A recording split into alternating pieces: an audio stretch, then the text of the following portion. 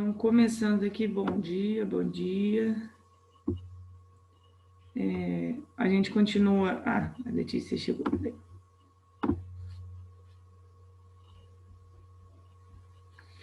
Vamos continuar, finalizar essa parte de sistema nervoso, né? Só falta a divisão do simpático e do parasimpático. E aí eu vou abrir aqui, compartilhar com vocês para a gente resolver alguns exercícios do livro. Os exercícios também estão um pouco diferentes do que eu tinha aqui, porque eu estou com o livro antigo. Mas acho que alguns são parecidos e dá para a gente selecionar aqui. Deixa eu abrir.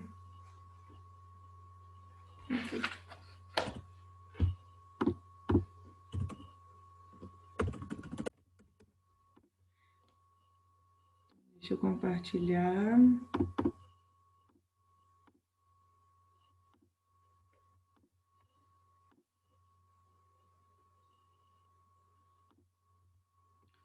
Só lembrando que nós estávamos aqui, ó. A gente terminou a aula falando da musiquinha, que vocês não reconheciam, a musiquinha de Natal. Meu Deus, se tinha uma velha. Mas o arco reflexo, lembra? O arco reflexo envolve 3 neurônios: neurônio sensitivo, que passa informação lá para a medula espinhal, para o neurônio associativo, que vai contar essa informação, né, propagar o estímulo para o neurônio motor. E aí o neurônio motor leva aquela informação até o músculo, e aí a pessoa tira o dedo, né, do fogo, ou levanta a perna, no caso, quando bate um martelinho, né? Então, esse era o arco reflexo que a gente tinha terminado. E aí, para finalizar, quando a gente fala do sistema nervoso periférico, lembra que eu falei que tinha essa divisão aqui, ó, autônomo e somático. O autônomo, você não controla. O somático, você tem certo controle, né? Então, somático está associado com a musculatura estriada esquelética. Então, para você se movimentar, mexer um braço, levantar, falar do jeito que eu estou falando, é o somático que eu controlo. Agora, o autônomo, a gente não tem controle nenhum. E aí, por exemplo, o arco reflexo é um exemplo de ação do autônomo, né? E aí, as divisões do sistema nervoso periférico autônomo são divididas em simpático e o parasimpático. E eles são totalmente contrários. O simpático está associado com uma relação de luta e fuga. Pensa assim, quando você está de frente, chegou, está na rua andando, deu de frente com um cachorro muito bravo. E aí esse cachorro está indo para cima de você. Ou você vai tentar se defender, ou você vai sair correndo. Seria tipo um momento de luta e fuga. A pupila do seu olho, ela dilata, porque para você receber mais, né, luz solar e tal, para que você, não só luz solar, iluminação, né, para que você consiga enxergar direito. Por que que vocês acham que inibe o fluxo salivar? Por que que a boca fica seca? Alguém já percebeu que no momento quando a gente está muito nervoso, assim, a boca fica seca?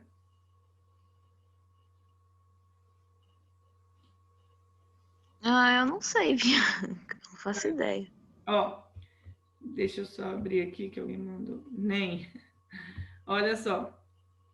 Pensa que o corpo ele está se preparando para te defender ou fazer você sair correndo. Então, qual a necessidade de produzir saliva para uma digestão? Qual a necessidade de gastar energia, gastar água para produzir saliva? Então, por isso que fica seco.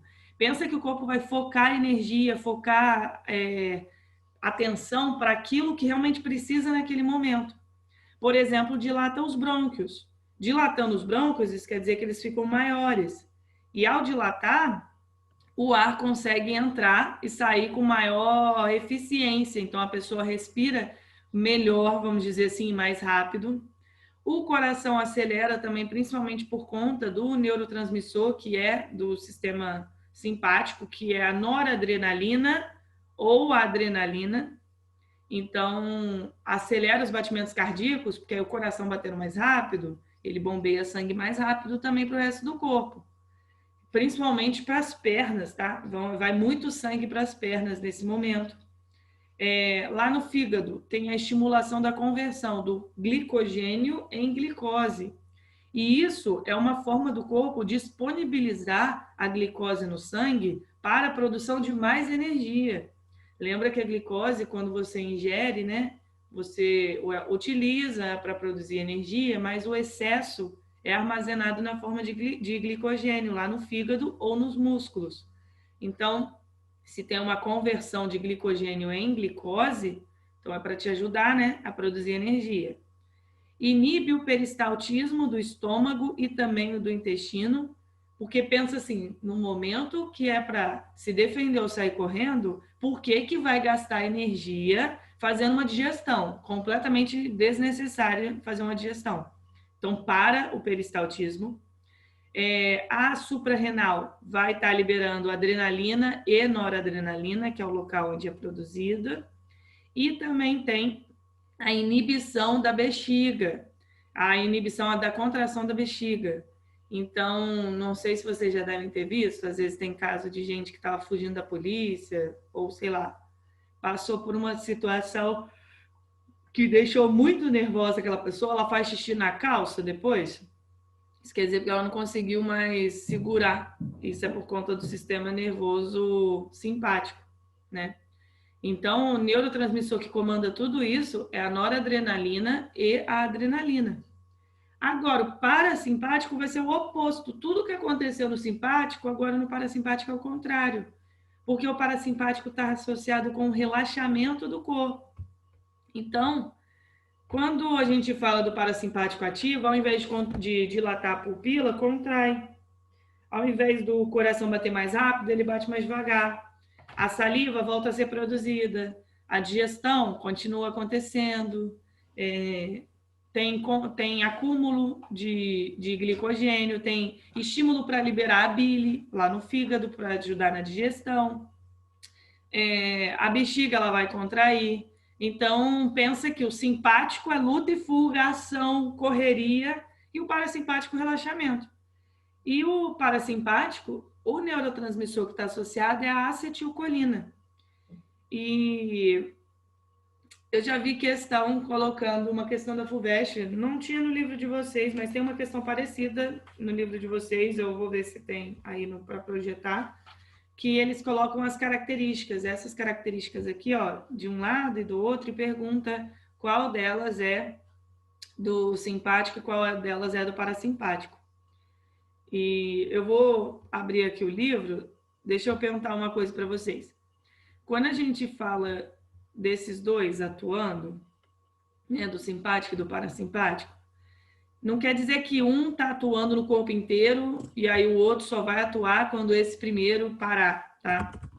O que acontece, vou dar um exemplo no nosso nariz, isso é muito maneiro. Agora, vocês vão pegar esses dois dedos assim, vão colocar, não tampando o nariz, mas vocês vão colocar próximo das narinas e vão expirar. Expira. Aí depois você vai tampar uma narina, expira com a outra, cuidado para não sair meleca, né? E aí tampa a outra, essa daqui, e expira com esse dedo na frente para ver como que tá saindo. Vê qual das duas narinas está mais forte agora soltando ar, sem você fazer força, só respirando normal. A minha é aqui, à esquerda. Vê a de vocês.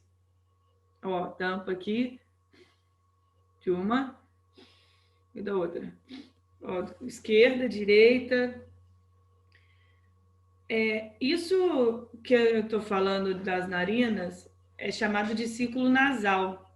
A gente tem carninhas, tipo cornetos, né, que são aqui dentro da narina, e eles incham e de tempos em tempos, né, ao longo do dia, para você não cansar as narinas. As duas narinas, elas não trabalham, tipo, no auge o tempo todo juntas. Elas vão revezando, enquanto uma trabalha muito, a outra trabalha menos. E aí, essa que está saindo menos ar é porque desse lado, essa carninha de dentro do nariz, ela inchou, então por isso que o ar não consegue passar tão rápido.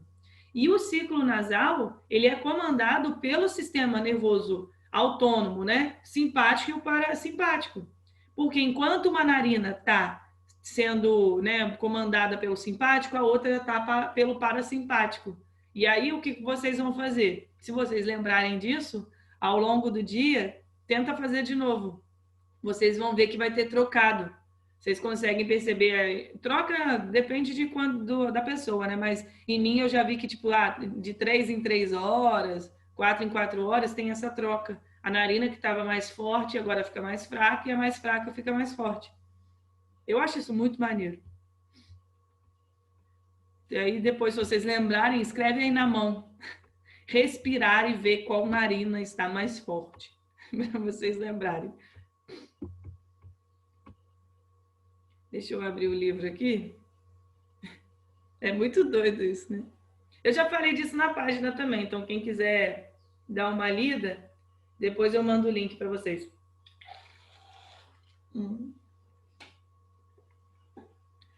Colocar despertador, dar uma conferida para ver se meu nariz está bom. Mesmo aquelas situações de se a pessoa tem, eu tenho problema no nariz, né? Tipo, não respiro direito e tal. Dá para fazer isso também. Estou abrindo aqui o livro.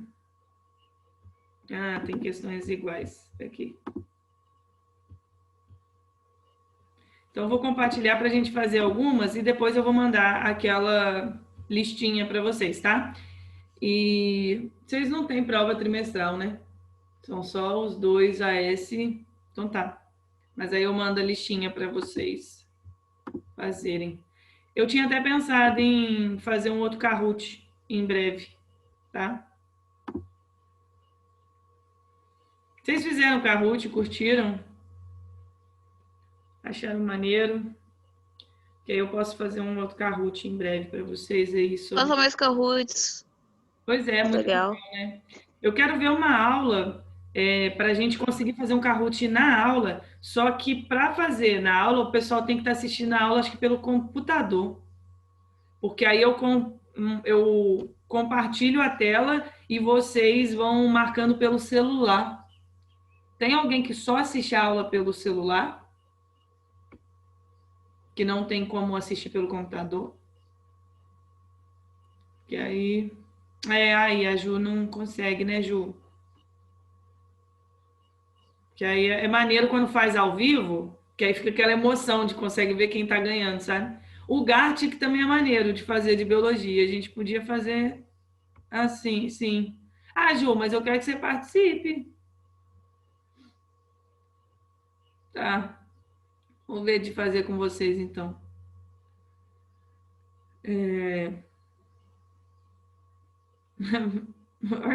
Vamos fazer. Tá. Ó, isso aqui eu acho que está na página 55 de vocês. Ó, vamos ver esse primeiro. No sistema nervoso, vou até deixar o chat aberto aqui, vocês mandarem. No sistema nervoso humano, as meninges revestem o encéfalo, enquanto a medula espinal ou espinhal, tá? Pode ser um ou outro, é revestida somente pelas vértebras. Os nervos que saem do encéfalo controlam somente funções voluntárias. A substância cinza abriga todos os corpos celulares dos neurônios. O líquor é o líquido, tá? É encontrado no interior das meninges, da medula espinhal e do cérebro. Os neurônios exercem seu controle somente por meio da geração de impulsos nervosos. O que vocês acham?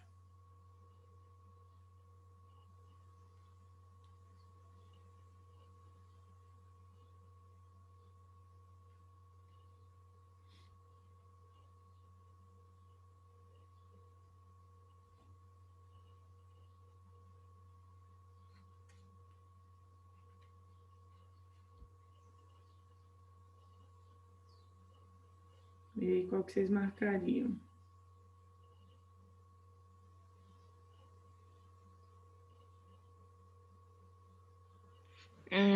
Não sei, eu tô em dúvida. Tá em dúvida em qual? Tipo, eu sou meio ruim nessas matérias de sistema. Tá. Então, Vamos ver cada uma. Alguém tem alguma alternativa que gostaria de marcar mais? Que ficaria mais de marcar, sim?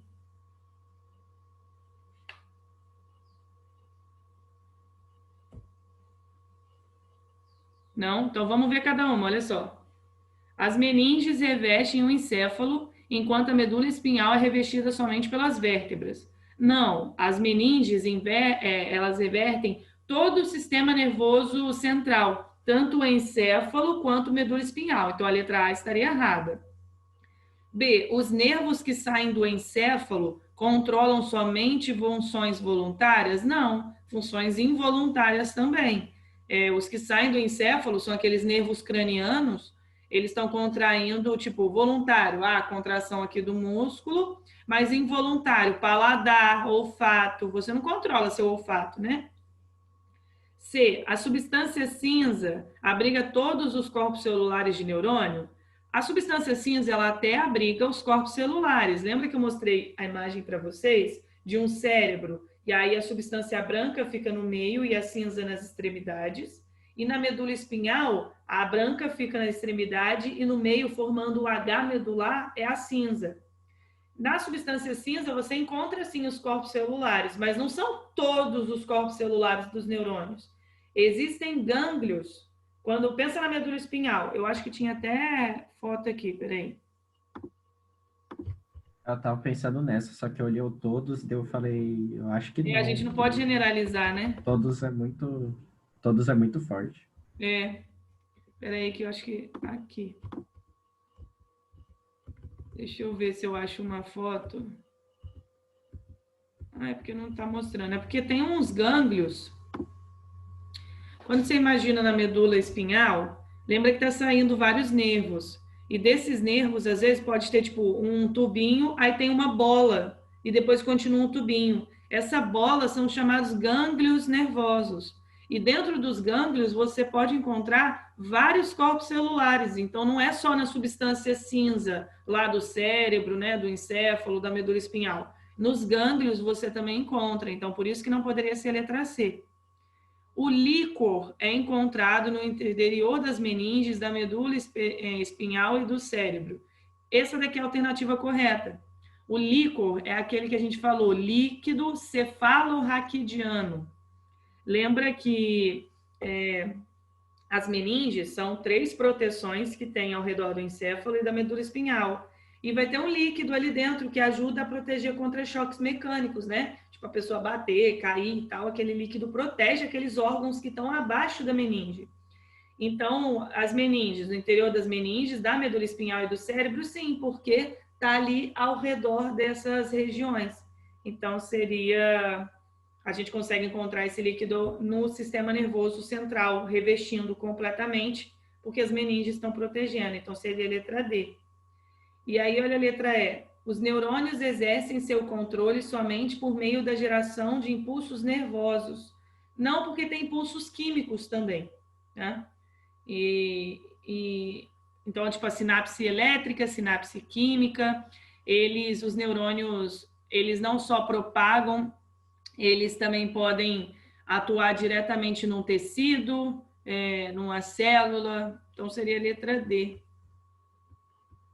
E aí, deixa eu abaixar aqui, que isso aqui é ruim para baixar. Essa 2 aqui é legal, para a gente fazer sobre o que a gente acabou de dar uma olhadinha. Ó. Observe a charge a seguir. Aí a pessoa está lá assustada. Coração batendo, suando, olho todo aberto, nervosa. De acordo com as reações apresentadas pelo corpo do indivíduo, essas podem ser justificadas pela dilatação da pupila, que está associada aos efeitos do sistema nervoso autônomo parasimpático por causa da ação da noradrenalina e do cortisol, pelo tremor, que expressa uma reação de luta e fuga, tanto do sistema nervoso autônomo simpático quanto do parasimpático, mediada pela ação do cortisol, pelo suor frio, que está associado à reação de estresse, sendo sua produção e liberação controladas pelo sistema nervoso simpático via acetilcolina, adrenalina e noradrenalina, pelo aumento dos batimentos cardíacos, que revela a ativação do sistema nervoso autônomo simpático, provocado pela ação da noradrenalina e da adrenalina circulante, por todas as reações, como dilatação da pupila, tremores, sudorese e taquicardia. Taquicardia é o coração bater muito rápido, que são ativadas tanto pelo sistema nervoso autônomo simpático, quanto pelo parasimpático, mediadas pela acetilcolina. E aí, o cara tá lá nervoso, suando, o coração batendo mais rápido, qual dessas que explica melhor?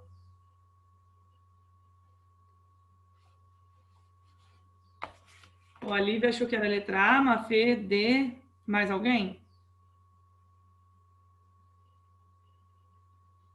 O que a gente tem que lembrar? Simpático e parasimpático. Simpático, luta e fuga. Parasimpático, relaxamento. Então, aqui, ó, a letra A não poderia ser. Dilatação da pupila, a pupila dilata quando você quer receber mais luz, assim, né, para ver o que está acontecendo. Aí tá falando pelo sistema nervoso autônomo parasimpático. Não é o parasimpático, é o simpático, tá? Ah, você tinha notado ao contrário? O simpático é luta e fuga. Parasimpático é relaxamento. E aí seria sim a letra D. Pelo aumento dos batimentos cardíacos, que revela a ativação do sistema nervoso autônomo simpático, provocado pela ação da noradrenalina e adrenalina circulante. Nessa questão, você precisava saber qual que é de luta e fuga, qual que é de relaxamento e qual que é o neurotransmissor. Porque as outras estão falando de neurotransmissores errados também. O parasimpático é a acetilcolina, que vai ajudar no relaxamento. No simpático é a adrenalina e a noradrenalina. Pensa naquele momento que você está nervoso, você tem uma descarga de adrenalina altíssima. Então, é simpático. Então, seria a letra D. Aí, deixa eu ver essa não.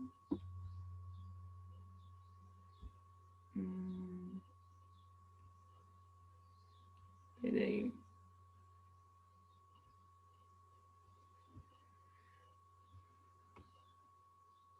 Isso aqui.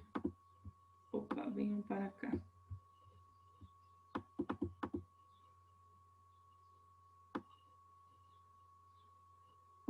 Essa daqui, ó.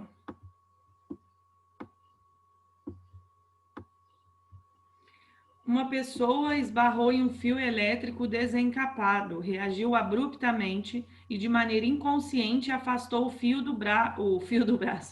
braço do fio.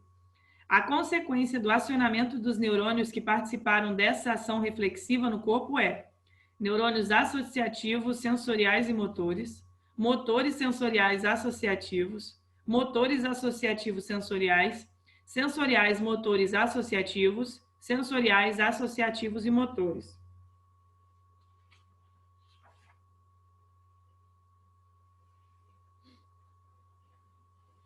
Isso aí é um arco reflexo, né?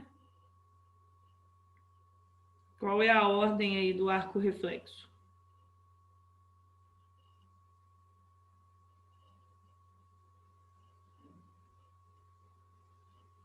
O Mafia acha que é E.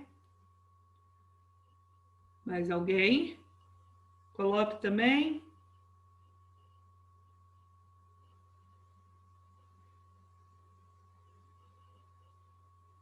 Sim. Seria a letra E, né? Lembra que é um neurônio sensorial, para depois o neurônio associativo também pode ser chamado de interneurônio, para depois o neurônio motor. Então, certinho. Deixa eu ver. Essa parte aqui não. Quero ver se tem mais alguma que eu tinha marcado.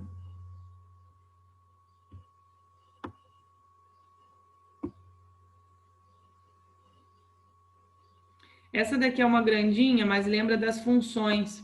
Vocês lembram das funções de partes do que a gente falou do sistema nervoso? Lembra que cérebro está associado com inteligência, aprendizado, sentidos. O bulbo está associado com controle dos batimentos cardíacos, controle da respiração, tosse, vômito, espirro. Cerebelo, controle da coordenação motora. Ponte e tálamo passa a informação de um lado para o outro. O hipotálamo produz alguns hormônios que vão ser mandados para para a hipófise, depois para secretar, porque essa questão aqui tem que lembrar um pouquinho de alguma dessas funções. Ó. Em média, os seres humanos respiram automaticamente 12 vezes por minuto. E esse ciclo, em conjunto com os batimentos cardíacos, é um dos ritmos biológicos vitais. É um dos dois. O cérebro ajusta a cadência da respiração às necessidades do corpo sem nenhum esforço consciente. Mas o ser humano tem a capacidade de, deliberadamente, prender a respiração por curtos períodos. Essa capacidade é valiosa quando se precisa evitar que a água ou poeira invadam os pulmões, estabilizar o tórax antes do esforço muscular e aumentar o fôlego quando necessário para falar sem pausas. Muito antes que a falta de oxigênio ou o excesso de dióxido de carbono possa danificar o cérebro, algum mecanismo aparentemente leva ao ponto de ruptura, além do qual se precisa desesperadamente de ar. Uma explicação lógica e hipotética para o ponto de ruptura é que sensores especiais do corpo analisam alterações fisiológicas associadas ao inspirar e expirar antes que o cérebro apague. O ponto de ruptura é o momento exato em que uma pessoa em apneia precisa desesperadamente de ar. O treinamento da apneia pode ampliá-la, assim como a meditação, que inunda o corpo com oxigênio, eliminando o dióxido de carbono.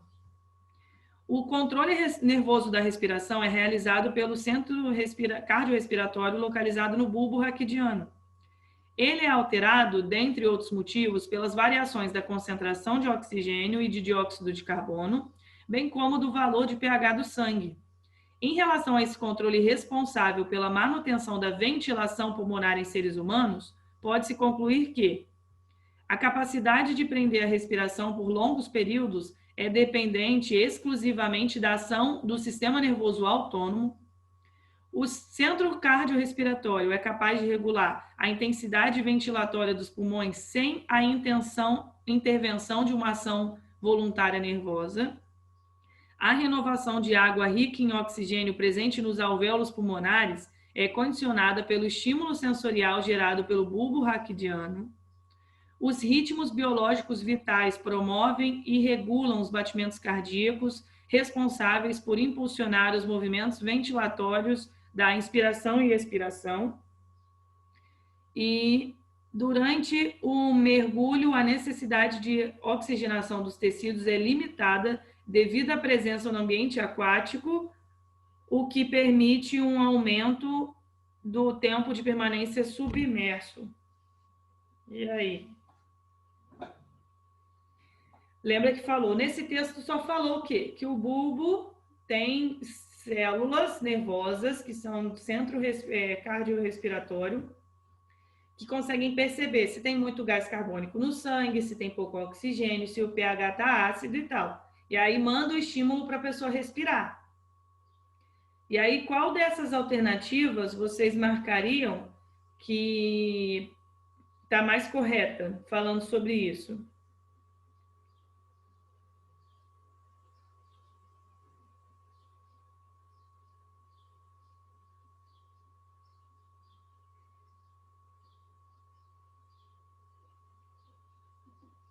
Vamos ver cada uma separado. Olha só.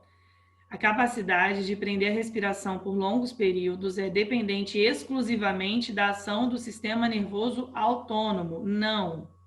Por que não? Porque lembra que a gente falou até no texto que a gente consegue prender a respiração, a gente consegue controlar? Então, não seria só o autônomo, né? Tem o somático também, então a letra A já não seria. Alguém ficou na dúvida da D e a C, né? Vamos ver. C. A renovação de água rica em oxigênio presente nos alvéolos pulmonares é condicionada pelo estímulo sensorial gerado pelo bulbo raquidiano. Não pode ter água dentro do alvéolo, tá? Se tiver água, a troca gasosa não acontece. Tanto que existem pessoas que elas morrem afogadas porque elas engoliram água e engolir não a nível de ir para o estômago, foi para o pulmão, elas respiraram água, né? Então não pode ter água nos alvéolos, não. Falou da D também. Os ritmos biológicos vitais promovem e regulam os batimentos cardíacos, responsáveis por impulsionar os movimentos ventilatórios. Vamos lá. O coração bate sozinho. Então, o ritmo biológico promover o batimento cardíaco, não porque o coração bate sozinho. mas ele pode controlar o batimento cardíaco, tudo bem. Só que o batimento cardíaco, ela não vai impulsionar, não tem muita relação direta do coração bater como um estímulo direto para a pessoa inspirar ou expirar, tá? A respiração é por fora. O coração, quando bate, ele só está mandando mais sangue para o pulmão. Se está mandando ele inspirar ou expirar, não tem nada a ver. A letra correta seria a letra B. O centro cardiorrespiratório é capaz de regular a intensidade ventilatória dos pulmões sem a intervenção de uma ação voluntária nervosa. Então, sem você querer, o bulbo manda mensagem por conta desse centro cardiorrespiratório e você tem que voltar a inspirar. Você não consegue controlar. Como vai cair até daqui a pouquinho, eu volto a compartilhar aqui com vocês, tá? Vocês voltam aí no mesmo link.